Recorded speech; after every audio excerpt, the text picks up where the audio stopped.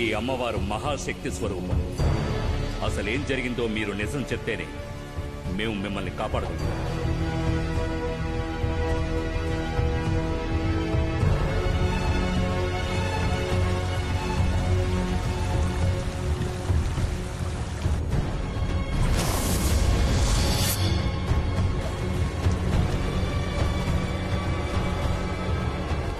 భయపడకండి, నా వల్ల మీకు ప్రమాదమేం లేదు. నిజానికి నాకు మీరు మంచి చేశారు. నేను మీ అబ్బాయి ఇష్టపడుతున్నానని తెలిసి కాదనకుండా మా పెళ్లి ఒప్పుకున్నారు. కానీ క్షమించరాని ఒకే ఒక తప్పు చేశారు. వంశపారంపర్యంగా దివ్యవాకు చెప్పే కుటుంబంలోంచి వచ్చిన వారే ఆ స్వామీజీ. ఈ మంత్రతంత్రాల్లో ఆయనకి సాటి ఎవరూ లేరు. అతని ఒక్కగానొక్క అబ్బాయి పెళ్లిని నన్ను ముందుండి జరిపించమని చెప్పారు. నేను వెళ్ళాను. అయ్యా, ఈ మాంగళ్యం మీ చేత్తో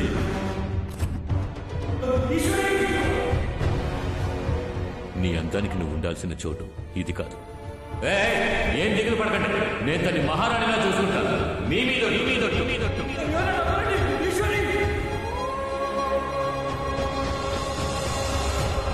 తాళి కట్టాడన్న ఒకే ఒక కారణానికి నేను ఆయనతో ఎలా కాపురం చేయగలను? నీ అబ్బాయి నేను లేచిపోదామని నిర్ణయించుకున్నాం. ఆయన కూడా అందుకు ఒప్పుకొని వచ్చారు. నువ్వు ఇక్కడేం చేస్తున్నావురా? చెయ్యొద్దురా. ఏమండి, ఇంట్లో మీరు లేని సమయం చూసి నన్ను ఎత్తుకుపోవడానికి వచ్చాడు. కొట్టండి.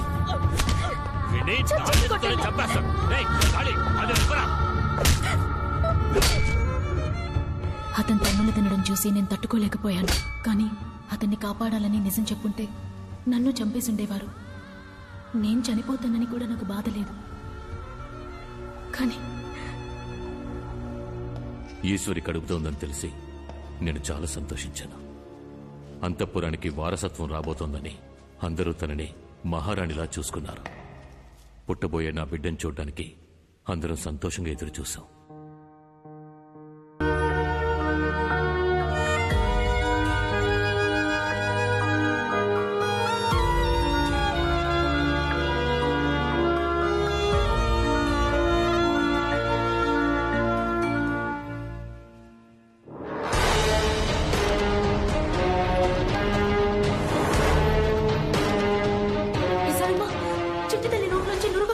విషం పట్టిస్తే నురగ తప్పకుండా వస్తుంది. విషమా? అవును. ఎవరికో పుట్టబోయే బిడ్డ కోసం నువ్వు ఇన్ని రోజులు నా చేత సేవలు చేయించుకున్నావే, అందుకేనే నీ చేతులతోనే దానికి విషం ఇచ్చేలా చేశాను. నెత్తి మీద మచ్చ, చేతికి 6 వేళ్లు. నాకే ద్రోహం చేసావు కదా. విశాలమ్మా, ఈ బిడ్డ గురించి బయట ఎవరికి తెలియకూడదు. చంపేదాన్ని. బిడ్డని ఇవ్వవే. చెప్పండి, ఇవ్వవే. ఇవ్వండి, ఇవ్వండి, ఇవ్వండి. విశాలమ్మా, బిడ్డను తీసుకెళ్ళు.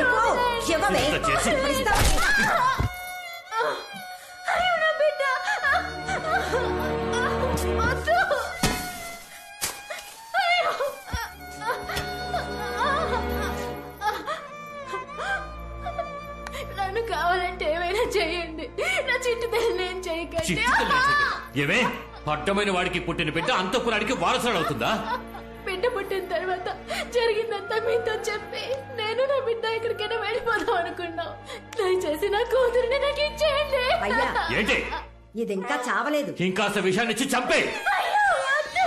చంపేదాన్ని.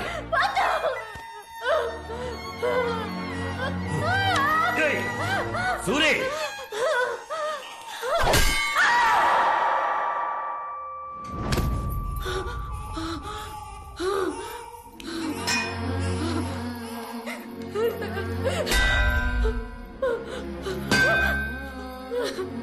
వద్దు విశాలమ్మ, నీది ఆడ మనసేగా. నా కష్టం నీకు అర్థం కావట్లేదా? దయచేసి విషయం తాగించుకో. అన్నయ్య, నిన్నేగా మీ భార్య ప్రసవించింది. ఓ బిడ్డ వీళ్ళు ఏంటో మీకు తెలుసు. దయచేసి నా కూతురిని కాపాడండి. పిచ్చగత్తిలా ఉన్న నీకు తాళి కట్టింది నీ అందానికి, చివరి వరకు నా కాళ్ల మీద పడుంటావనే. కానీ నీకు ఆస్తికి నేను, ఆశకి ఇంకొకడు కావాల్సి వచ్చాడు కదా.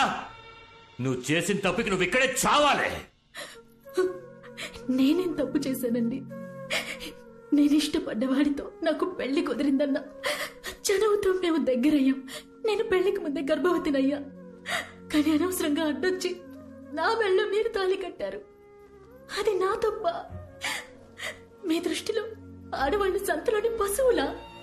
మీ ఇష్టానికి తాడు కట్టి తోలుకుపోవడానికి ఆశలు అభిప్రాయాలు మాకుండవా? అయినప్పటికీ ఇన్నాళ్ళు బిగపట్టుకొని కాపురం చేయడానికి కారణం నా కడుపులోని బిడ్డకేం కాకూడదని. నేను కష్టపడిందంతా దానికోసమే. దయచేసి నా కూతురిని చేయండి. అయ్యా, ఇది ఇంకా ఊగిసలాడుతోంది. అయితే దాని ప్రాణాలతో పూడ్చే శవంగా కూడా నా వారసురాలోని పేరుతో అది ఈ ఇంటి గడప దాటకూడదు. అయ్యో, వద్దు, వద్దు.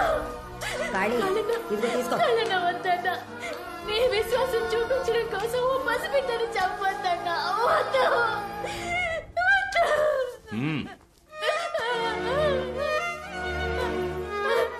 అయ్యో,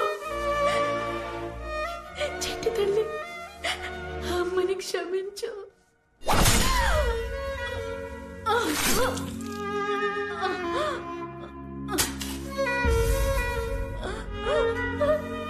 చెట్టు తల్లి,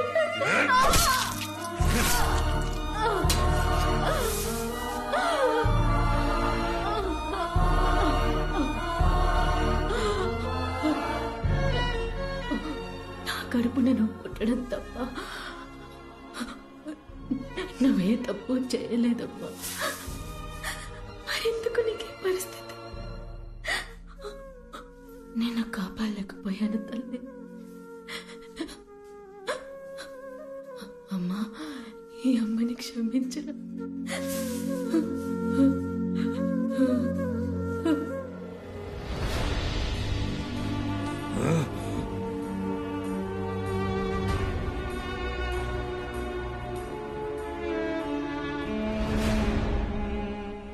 నా కూతురు నీ కుటుంబ వారసురాలిగా పెరగాలి.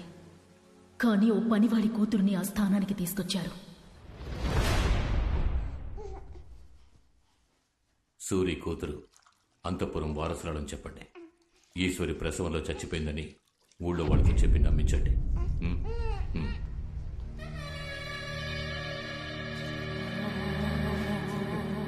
తన కాళ్ళకి మట్టి అంటుకుంటేనే నేను చూడలేను. మహారాణిలా చూసుకున్నాను. నా చేతులతో మట్టి ఎలా? తనతో పాటు నన్ను పూర్తి చేయండి రా. మీకు పుట్టిన పసిగుడ్డు యువరాణి. తన కోసమైనా మీరు ధైర్యంగా ఉండాలి. ఆ పిల్ల గురించి మాట్లాడకండి. దానివల్లే నా ఈశ్వరి నాకు దూరం అయిపోయింది.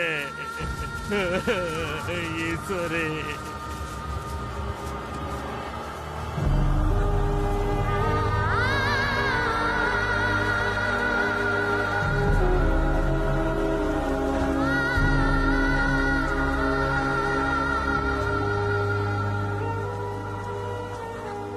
తన మీద ప్రాణం పెట్టుకున్నవాడు తన చావును తట్టుకోలేకపోయాడు. తనతో బతకాలన్న వాడి ఆశ అప్పుడు కసిగా మారింది. దాని శవాన్ని పూడ్చేసొచ్చిన రాత్రి ప్రాణప్రేద సూత్రాన్ని చేయడం మొదలుపెట్టాడు. అంటే ఏంటి? అదో మహత్తర పూజ.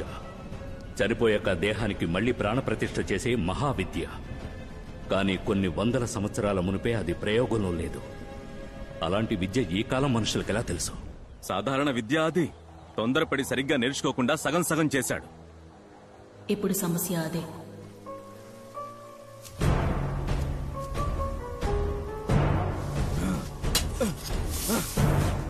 నాలుగు రోజులు రాత్రింబవళ్లు నిర్విఘ్నంగా పూజ చేశారు.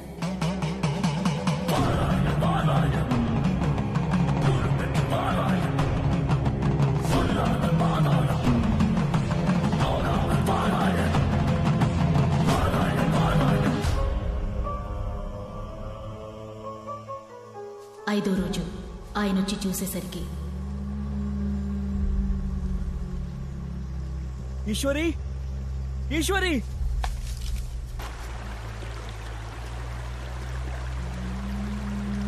ఈశ్వరి,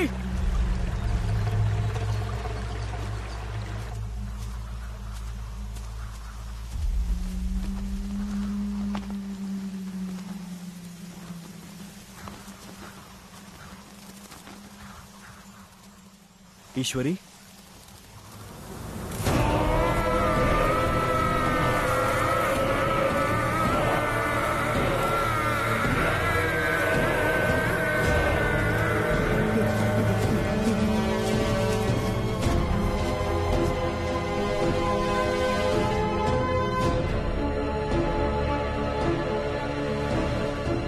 తర్వాత దాన్ని పూడ్చిపెట్టిన అడవిలోనే ఆత్మగా తిరుగుతోందని ఊళ్ళో కొంతమంది గుసగుసలాడుకున్నారు. ఒకరోజు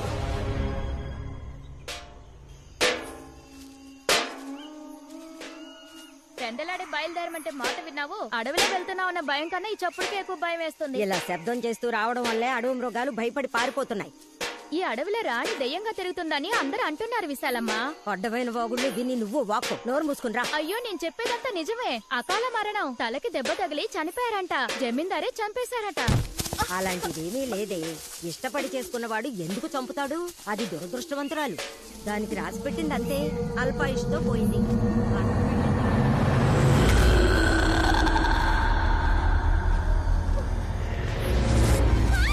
నా దగ్గర నోరు పారేసుకున్నట్టు అంతఃపురం గురించి ఇంకెవరి దగ్గర తప్పుగా మాట్లాడుకు.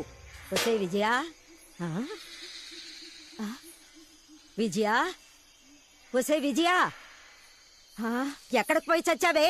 వసే విజయ, విజయ, విజయ, విజయ, విజయ, విజయ.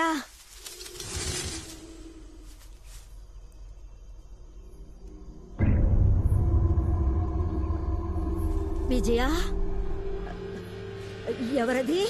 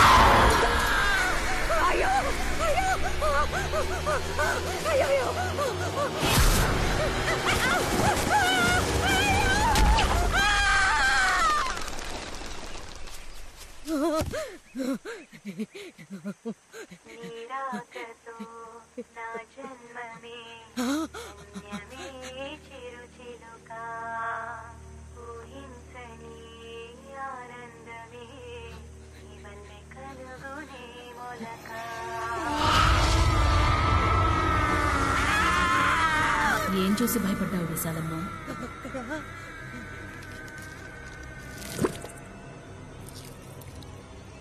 దీని సంగతి ఏం లేదు. వచ్చి నా బిడ్డని చూడు, ఎంత అందంగా ఉందో. రా, వచ్చి చూడు విశాలమ్మ. నా కూతుర్ని చూడు, అచ్చం నాలాగే ఉంది కదా. అబ్బ చూడు.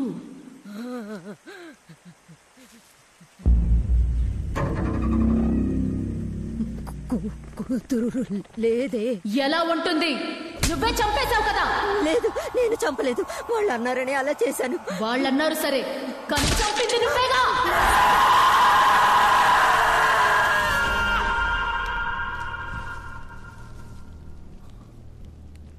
ఈశ్వరి ఆత్మే ఆ మంత్రసారిని చంపేసిందని అందరూ అనుకున్నారు. అప్పుడు నేనది నమ్మలేదు. కానీ ఒకరోజు ఉదయం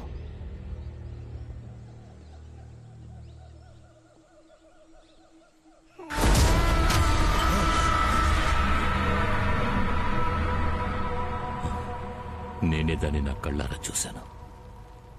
అంతఃపురం వరకు వచ్చిన దానికి నా ప్రాణాలు తీయడానికి ఎంతోసేపు పట్టదని భయపడి స్వామీజీతో విషయం చెప్పాను. ఎంత పని చేసావురా?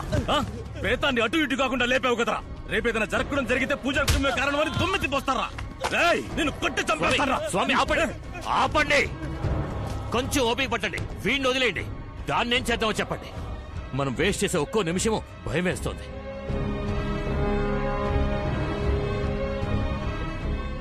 అది మన వశం కావాలంటే దాన్ని ఇక్కడికి రప్పించాలి. అందుకు ఒకే ఒక్క దారి. నేను తను కలవడానికి వేరే దారి కనిపించలేదు. ఏదో కోపంలో కొట్టాను నాన్న. నువ్వు తనని ఎంతగా ఇష్టపడుతున్నావో నేను అర్థం చేసుకోగలను. జమీందారు గారికి సంబంధించి తను చనిపోయింది. తను తిరిగొచ్చి నీతో కలిస్తే ఎవరాపుతారు? నీ ఇష్ట ప్రకారం ఎక్కడికైనా వెళ్లి జీవించు. కానీ ఇప్పుడు తను మనిషిగాను కాకుండా శవంగాను కాకుండా ఉగ్రంగా తిరుగుతోంది. అందుకే పద్ధతి ప్రకారం ప్రాణప్రతిష్ఠ చేస్తేనే నువ్వు అనుకున్నట్టుగా సంతోషంగా జీవించగలవు.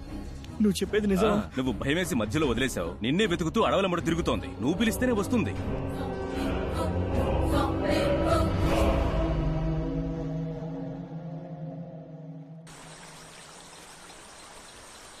ఈశ్వరి, ఈశ్వరి,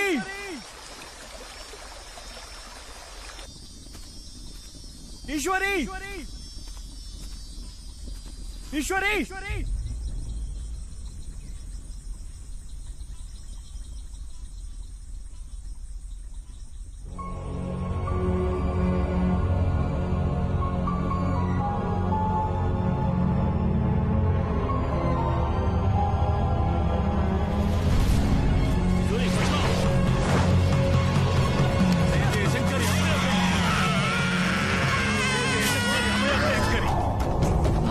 చుట్టూ చీర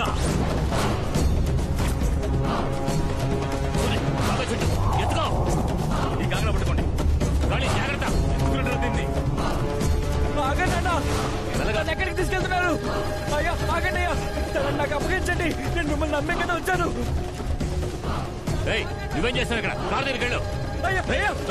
నానా, తనని నన్ను కలుపుతానని చెప్పారు కదా నాన్న. అసలే నువ్వు సగం పిచ్చోడివి. అని మైకంలో పడి పూర్తి పిచ్చోడు అయ్యావా? చచ్చిన దాంతో జతగలవడం మహాపాపం. నన్ను వదలు నాన్న. నువ్వు ఇక్కడే ఉన్నావు.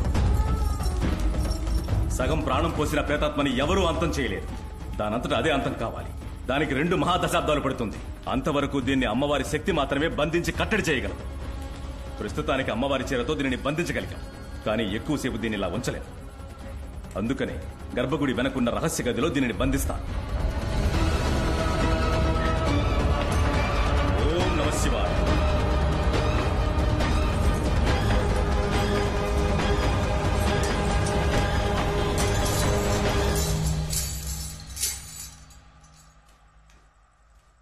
ఏమండి,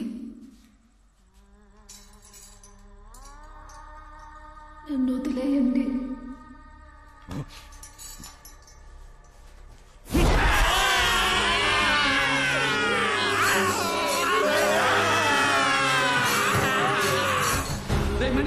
పెద్ద పూజారి గారు అక్కడ లోపల ఉన్నారు.